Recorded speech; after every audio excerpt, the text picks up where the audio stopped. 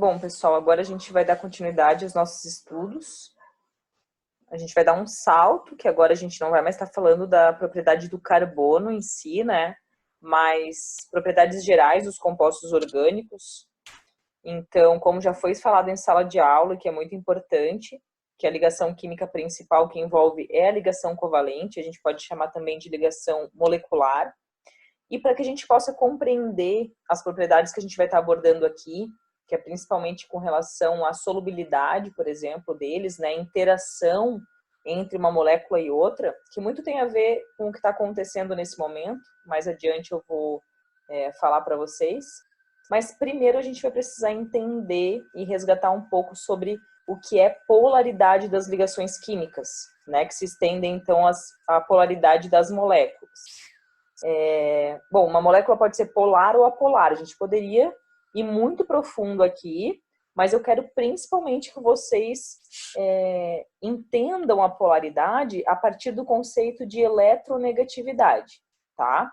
Então, a eletronegatividade aqui tem uma escala de alguns elementos químicos, né? Uma escala que vai crescendo do hidrogênio lá para o flúor.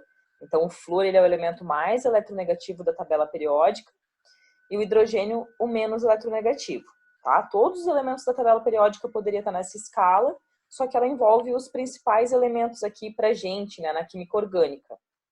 E o que seria essa eletronegatividade?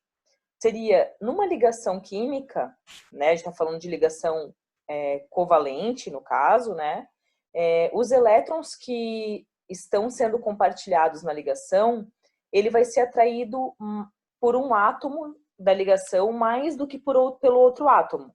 Então, quanto mais eletronegativo é esse elemento químico, mais ele vai atrair os elétrons para ele, certo? Por isso que a gente diz que a ligação iônica, como tem aqui o NaCl, é a ligação química mais polar.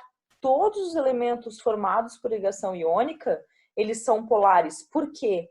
É tão distinta a polaridade entre os elementos químicos, por exemplo, o sódio e o cloro para formar o cloreto de sódio, que o cloro ele chega a arrancar, a receber completamente o elétron para ele. Então ele é muito mais eletronegativo que o sódio, né?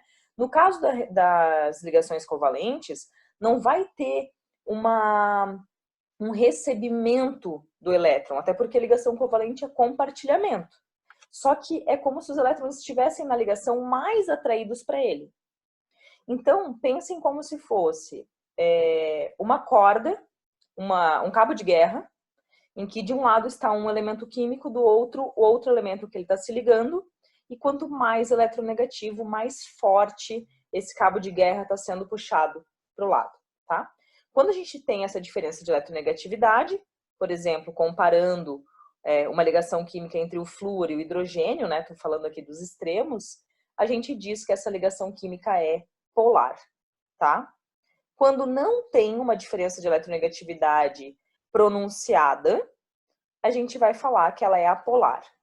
Na química orgânica, de uma forma bem geral, vocês podem anotar aí, a ligação química entre o carbono e o hidrogênio, ela é apolar, tá? Então, toda essa molécula aqui é apolar, essa aqui é apolar, essa também. Agora, uma ligação química entre carbono e oxigênio, entre carbono e nitrogênio, que a gente viu que é muito frequente nos compostos orgânicos, né? Ou entre nitrogênio e hidrogênio, oxigênio e hidrogênio, como a gente pode ver aqui, elas são polares pela diferença de eletronegatividade, tá? Consequentemente, isso é uma molécula polar, assim como a molécula de água também, né? E aqui, essas todas desse lado são apolares.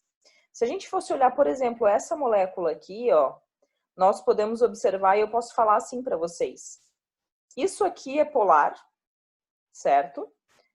Isso, essa ligação entre esse carbono e esse oxigênio também é polar, mas essa partezinha aqui da molécula em que existem só ligações entre carbono e hidrogênio, ela é apolar, tá? Então a gente vai ver que existem muitas moléculas que elas têm uma parte polar e uma parte apolar.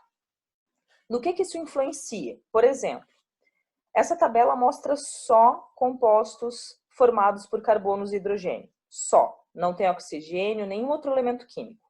E o que muda é que daqui de cima para baixo vai aumentando o que a gente chama dessa cadeia carbônica. Vai aumentando o número de carbonos, certo? Ele começa com um carbono e vai até 10. Quanto maior essa cadeia carbônica entre carbonos e hidrogênios, menos polar é o elemento químico. Então, assim, aqui nesses elementos só existe ligação entre carbono e hidrogênio, certo? E entre carbono e carbono. Então, carbono e carbono, num cabo de guerra, os dois têm a mesma força, né, de atração dos elétrons, também é apolar. Então, assim, todos esses elementos são apolares, todos eles. Só que esse aqui é menos polar do que, é mais polar do que esse aqui. Porque a gente observa que a cadeia, a parte com ligações apolares, é muito maior aqui embaixo, com esses compostos em que apresentam mais carbono, tá? Então, compostos que apresentam apenas ligações entre carbono e hidrogênio, quanto maior a cadeia carbônica, mais apolar ele é. Aqui a gente poderia trabalhar um pouquinho, mas eu vou passar para frente, tá? Bom, na verdade eu vou falar. Principalmente com relação ao ponto de ebulição, de que forma que isso pode ser afetado, tá? Mas de maneira geral, quanto mais o ponto de ebulição de uma molécula, ele vai ser influenciado por duas coisas. Uma, pelo tamanho da molécula, se ela é menor, como esse aqui, ó, que só tem um carbono, ou se ela é maior, né? Quando ela é menor, ela é mais leve, então ela evapora mais facilmente. Ponto de ebulição menor, tá? Tá aqui, ó. Ponto de ebulição muito menor do que esse aqui, quando já tem 9 carbonos. Então, o tamanho da molécula é uma das coisas que interfere. Outra coisa que interfere é a questão da polaridade, tá? Aqui a gente vai estar considerando que o tamanho da cadeia carbônica ele foi mais pronunciado, ele foi mais importante para definir o ponto de ebulição desses compostos que estão sendo avaliados aqui, né? Que também são compostos com carbono e hidrogênio. Mas a gente também vai observar que a polaridade das moléculas, por exemplo, se eu comparar o metano apolar com a água, olha só a temperatura de ebulição do metano, e ele tem 16 gramas por mol a massa dele. Se eu comparar com a água, que é 18 gramas por mol, ou seja, mesmo peso praticamente, né? A água, o ponto de ebulição dela é 100 graus Celsius positivos nessas mesmas condições. Tá? Então, ela é muito superior por ela ser polar, porque mais para frente, né, a gente vai ver o porquê que as moléculas polares, no geral, elas apresentam um ponto de ebulição tão alto. Bom, com relação à solubilidade, o que a gente pode dizer, né, o que a polaridade tem a ver com a solubilidade, é de uma forma bem simples, tá? Substâncias polares vão dissolver substâncias polares e substâncias apolares vão dissolver substâncias apolares. Quando a gente estiver falando de substâncias líquidas, a gente não vai usar o termo solubilidade, tá? Como a gente usa, por exemplo, que o sal é solúvel em água. A gente usa esse termo sal é solúvel em água porque o sal é um sólido, tá? Se a gente estiver falando sobre, por exemplo, a solubilidade do álcool em água, ambos são líquidos, a gente fala em miscibilidade, tá?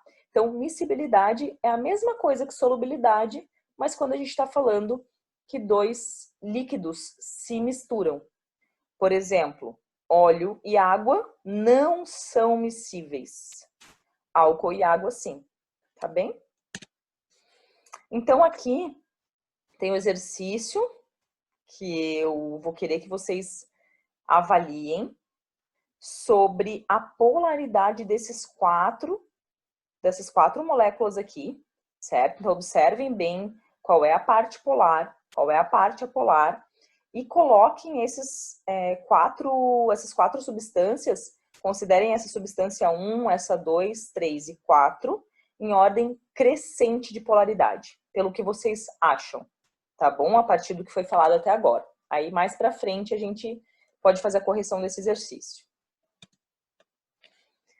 Bom, eu falei um pouco sobre, né, citei, na verdade, essa miscibilidade entre a água e o óleo, que já é do conhecimento de vocês até bem antes de entrar no ensino médio, né? Mas agora eu estou mostrando para vocês o que seria uma molécula de óleo. Aqui, na verdade, é um triglicerídeo, tá? Então, ele é uma gordura, óleo ou gordura, né? Eu posso estar falando. E quando a gente fala em óleo ou gordura, a gente está falando de uma mistura de compostos. Mas eu quis colocar aqui alguns desses compostos, tá? Então, esse aqui é o triglicerídeo.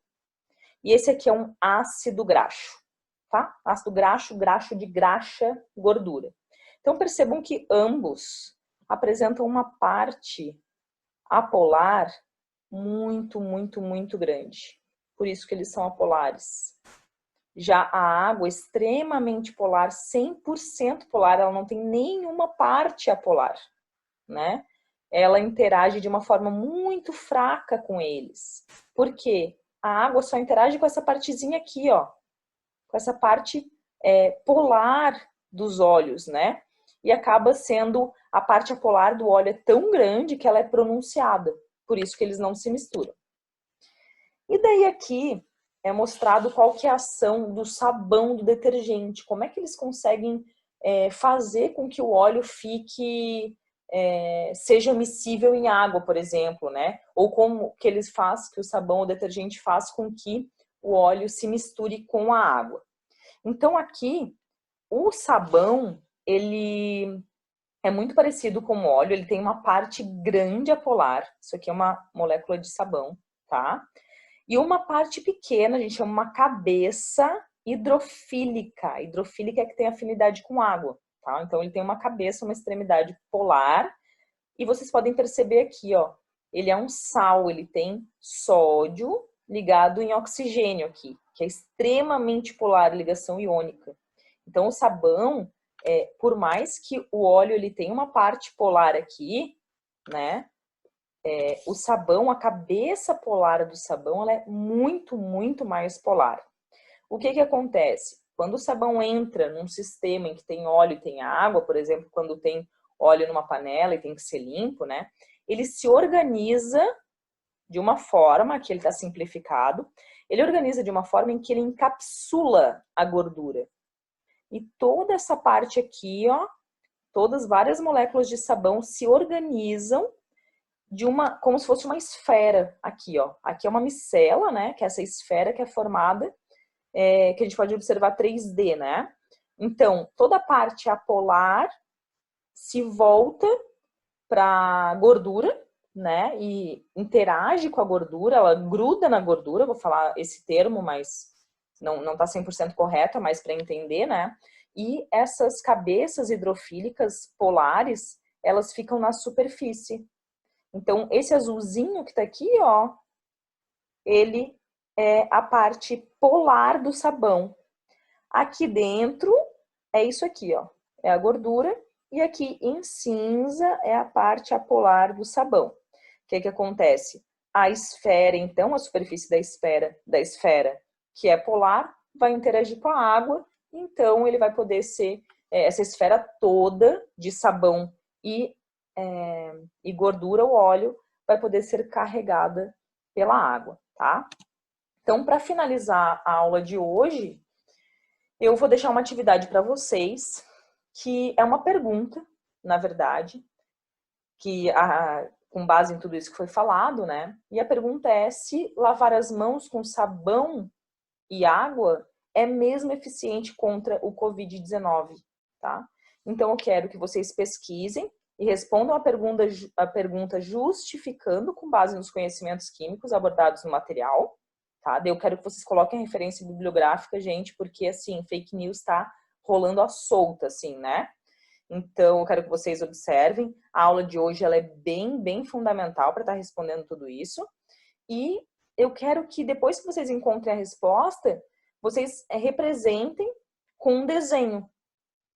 como é que acontece? Da mesma forma que aqui tem o desenho de como é que o sabão age com uma gordura, como é que seria, né? Se existe alguma interação entre o sabão e o vírus, e se sim, como é que vocês visualizam, né, essa resposta que vocês encontraram, tá bom? Esse esquema talvez vocês até possam encontrá-lo em alguma referência, tá bom? Então é isso, e vou finalizando aqui.